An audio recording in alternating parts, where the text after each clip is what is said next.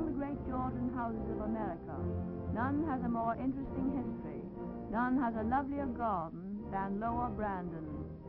It was ceded by King's grant in 1617 to John Martin of His Majesty's First Consul of Virginia, and was known at that time as Martin's Brandon.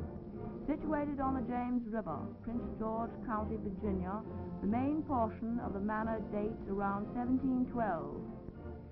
History records that on a day in December 1606, 3 ships glided down the River Thames from London and for 4 months sailed a steady course due west across the Atlantic.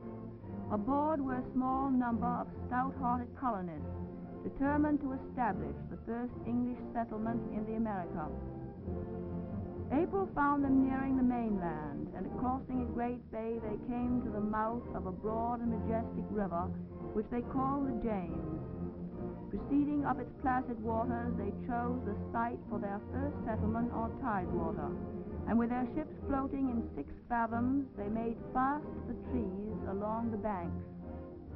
Thus this great adventure in history began, for the story of Virginia, as well as the story of the United States, began at this time and at this place, Jamestown, Virginia, May 13, 1607.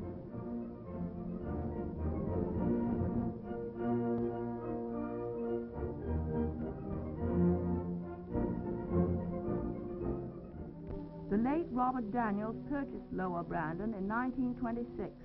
He was a direct descendant of this same John Martin, first master of Martin's Brandon, and this little boy is Bobby, his son and heir, watching for the boat, watching as countless other masters of Brandon have done for over 300 years, for mail and people, produce and provisions, fruit and livestock, cotton and machinery, have come to and from Brandon all these many years, served by the broad waterways of the River James.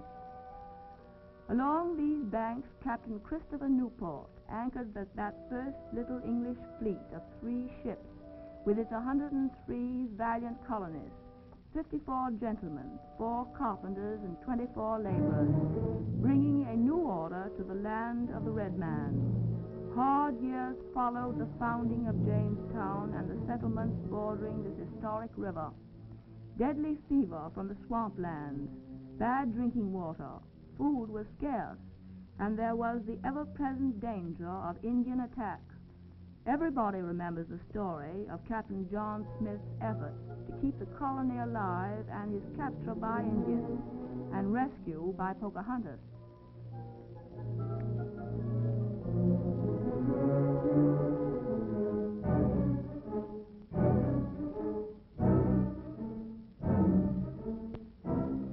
Brandon has its own post office and general store to serve its many activities, for it is still run as a plantation and many people are a part of its life.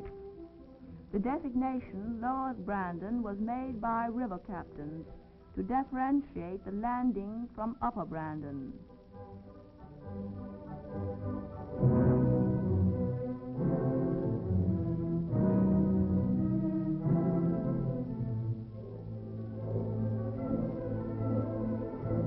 Lower Brandon's approach from the riverfront is through one of the loveliest old gardens in Virginia.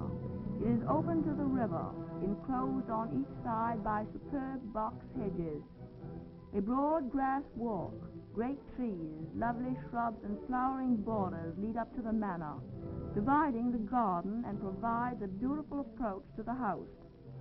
Tradition dates the first wing in the early 17th century and the central portion built by Harrison in 1712.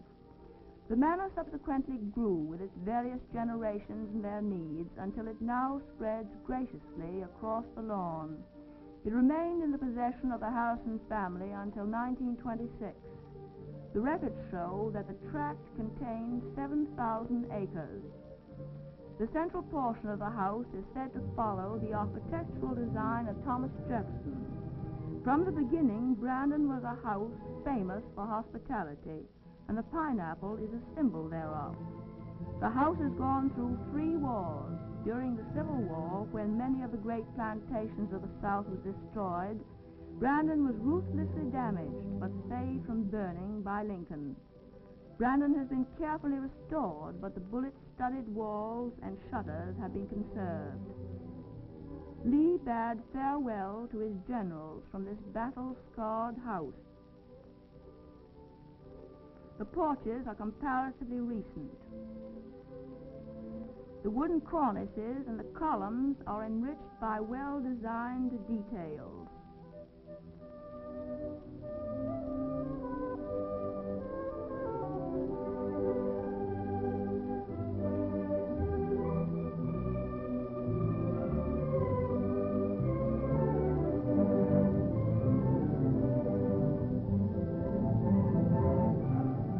Today, the main entrance of the house is approached from the land side, and modern highways border the plantation in this day of motors. The walls are of red brick, the roofs of shingles, and the shutters dark green. The house has lovely paneling, furnishings, and portraits. Historic association adds greatly to their interest. Some of the most distinguished Virginians were born within these walls, and many more have been sheltered under its hospitable roof. Today, Brandon still carries on its traditions. This chandelier hangs in the drawing room, and attached to it is a golden wedding ring. No one knows how long it has hung here or whence it came, but tradition says that if anyone removes it, death will follow.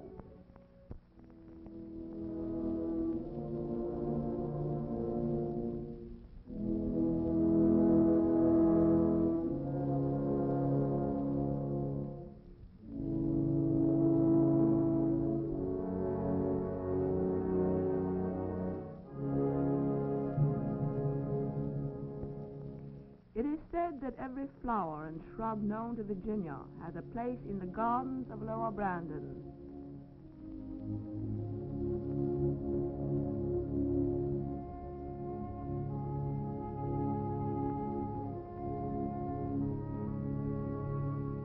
Dogwood, native to this country, thrives as does wisteria. This garden does not owe its beauty or its charm to rare and exotic plants brought from foreign lands, for it has none. Only the old-fashioned, long, familiar things that we have always known. But here they grow with such exuberance, such health and beauty of color, that one feels that the warning given over 300 years ago to first colonists by a minister of the Church of England must have been deeply heeded by John Martin, the founder of Brandon, for this man of God warned that every plantation which our Heavenly Father has not planted shall be uprooted. One feels that above all else, the gardens of Brandon are deeply rooted. There are great groves of superb trees, sycamores, oaks, lindens, ash, mimosa, and magnolias.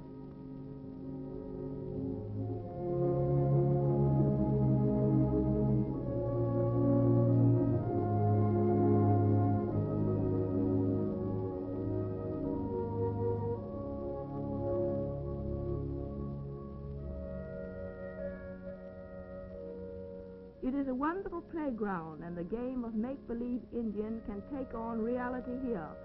For when Brandon was settled, the Indians still considered the lands around the James River as their own domain, and many are the thrilling legends associated with the countryside. The Indians at times fled in their canoes from the white settlers, only to return for the surprise attack.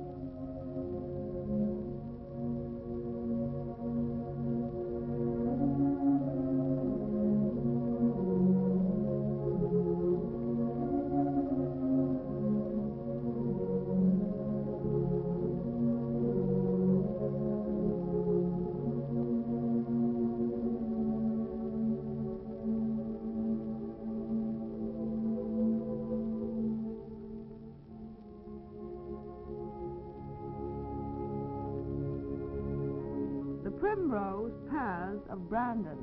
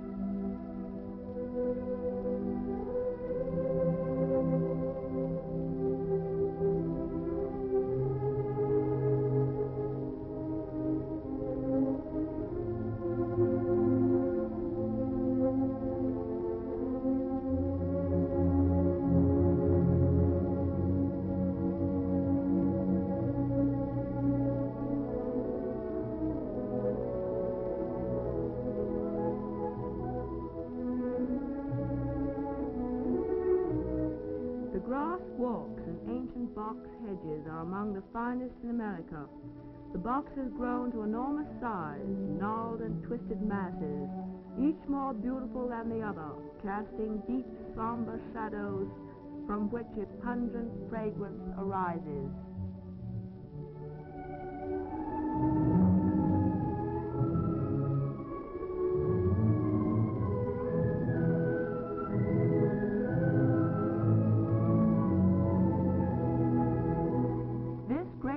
The virgin forest is the famous pecan, said to be the largest in the world. Its towering branches arch over this enchanting garden, a sentinel standing guard over Brandon.